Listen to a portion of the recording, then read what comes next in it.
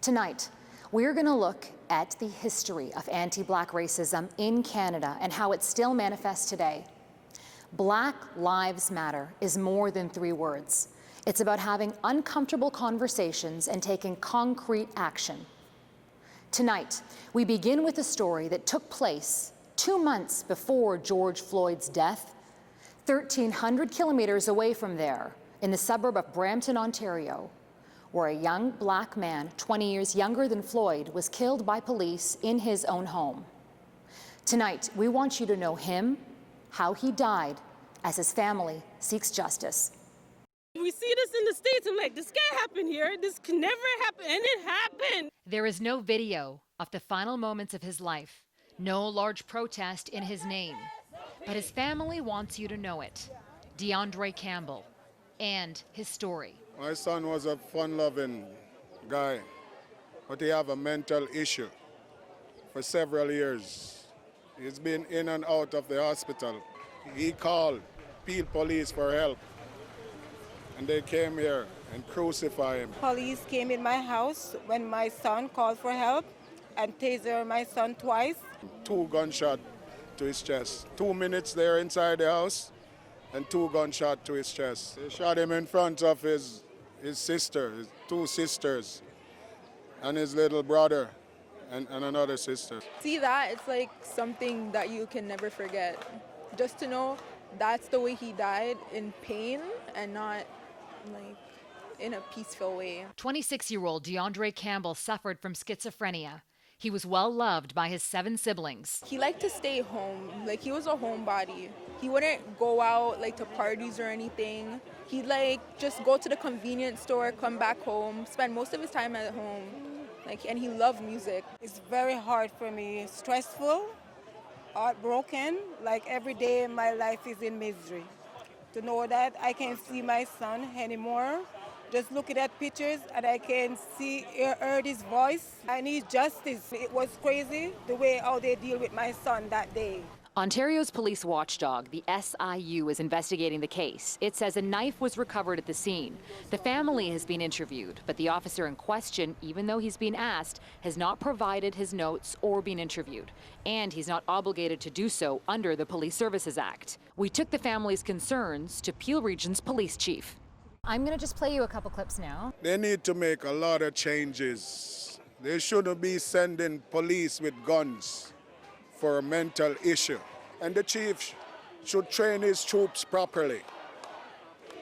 Whatever he's telling his troops, he's not telling them the right thing, because they're not doing the right thing when they go on the street.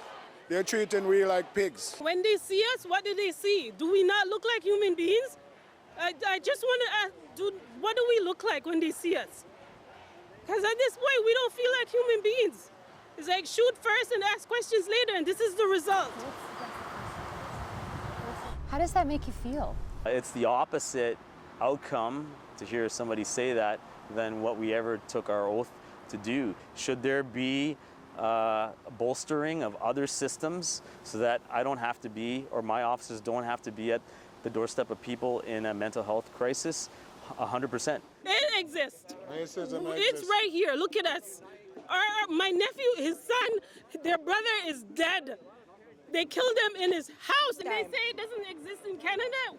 We're here. We're proof it exists. DeAndre's family wants justice and answers. And most of all, something they can never have. They want him back. This is his family. Look at their faces. They traumatized a generation of the family for the rest of their lives. We're traumatized. Look at my brother. Something has to be done. This is what they left behind. Author, journalist, and activist Desmond Cole has been outspoken about policing tactics, how police are funded, and the use of body cameras by officers.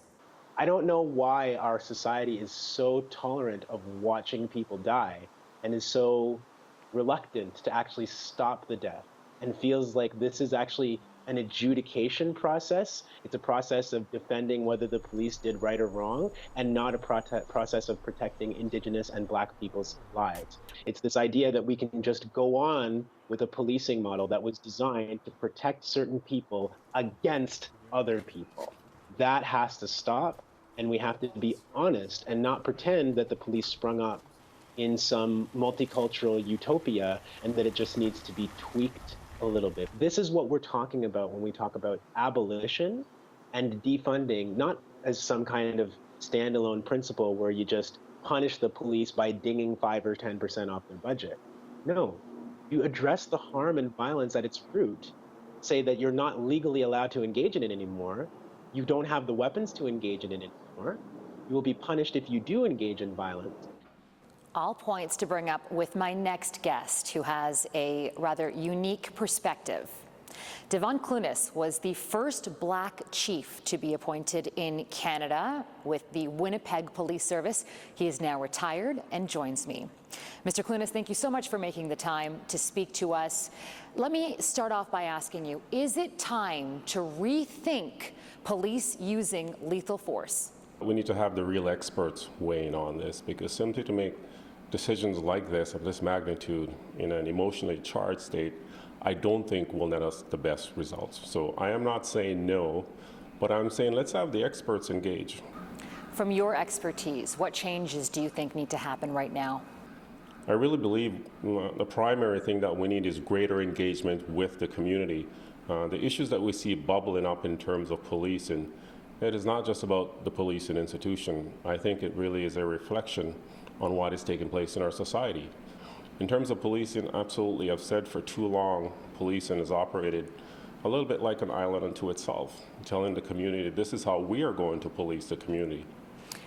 I just want to be clear here. Do you agree with defunding the police? What I disagree with is the terminology. I agree with the concept. When I was a chief in Winnipeg, I talked about crime prevention through social development. That's what we're talking about, dealing with the root causes of crime. So I think when people say defund police, they mean let's start really investing in community. And over a period of time, you'll actually see the need for policing decline, and that will lead to what we call defunding police. Tell me about your experiences with systemic racism. I experienced systemic racism from my first year in this country, 1975. As an 11-year-old, imagine being transferred from your culture, everything that you're accustomed to, and planted in a classroom where you looked around and you were the only individual of color. And my first year was very difficult. And I failed when there were two teachers, and one who looked at me as a little black boy and said he's not very smart. Let's put him in a class for slow learners. But the other teacher said, no, I'm going to invest in this young boy's life. And by grade 9, I was a top student in the school. But I have to tell you, as a teenager, I consistently experienced the N-word. But at that point, I really had a good sense of who I was as a black person. And I determined at that stage of my life as a teenager that I was going to do something to build those cultural bridges. And I recognized that there were no black police officers. So I thought that by becoming a police officer, I would set an example for those who look like me and the broader community. Let's talk about what's happening in the United States and around the world. This moment, is it a moment or is it a movement that you think is going to create real sustainable change? I kept calling forcefully for this real systemic change that we need to bring about in policing, because as I alluded to earlier, for the history of policing, we've acted a little bit like an island unto ourselves. But in order for us to become the new policing paradigm for the future, I believe this moment will cause the change to occur. And I would encourage police leaders across this country, in the US and around the world, to embrace it, get on board and be part of that change, because policing has to advance, and we need to become what the future society requires in terms of policing and community. Okay, Mr. Clunis, thank you so much for your time and your valuable insight.